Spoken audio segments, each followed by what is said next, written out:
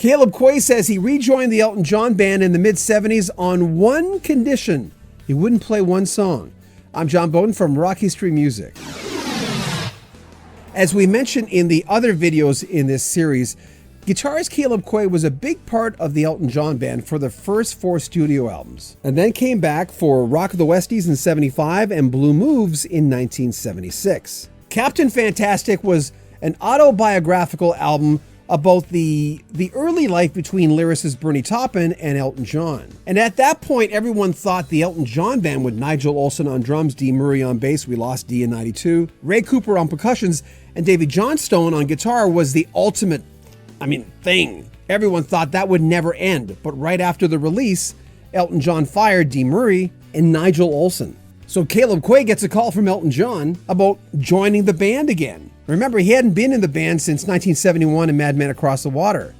Caleb Quaye said he'd join on one condition. He called me up and told me that he disbanded the previous band, the guys, which was a shock. I said, what's going on here, and that he wanted to have a bigger band, but he wanted more of a rock feel in it. He wanted to bring Roger and myself back into it, and asked me if I'd be up for it. So here's a kicker for you.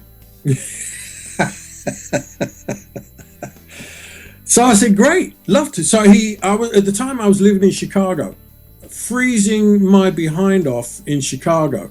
I'd just moved to the States and landed in Chicago. And he flew me out to Scottsdale, Arizona. He was staying out there at a tennis club out there. And so I had to go out there and meet with him and management and talk about, what they were doing, blah, blah, blah. So I go out there and we have this meeting, a great time, So I said, okay, I'd love to do it on one condition.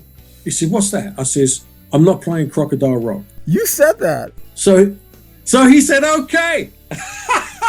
Oh, jeez. Holy. Oh yeah. And the only time we didn't do it. So I toured with them for a couple of years, 75 to end of 76. Was it 74, 76, somewhere in there. And so we didn't do Crocodile Rock for the whole tour until the very last night at Madison Square Garden, when it all just blew up and he lost his mind, and and we all got the pink slip that night. And he pulled it out on that night. That must have been an incredibly crazy time. Yeah. 75, 76 for Elton, and you being in that band, you guys were like on top of the world. You were everywhere. It was the biggest thing. We were at the top of the tree. And well, after that, we went with Hall & Oates after that. But it took a while to adjust, and it was never quite the same after that. But you just have to move on, Nigel Olsson has been back with the Elton John band for quite a few years now. Dee Murray died in 1992. We'll have more of a conversation with Caleb Quaye coming up next week. Make sure you comment on our videos, subscribe to our channel, and share our videos. We appreciate it. I'm John Beaudin from Rock History Music.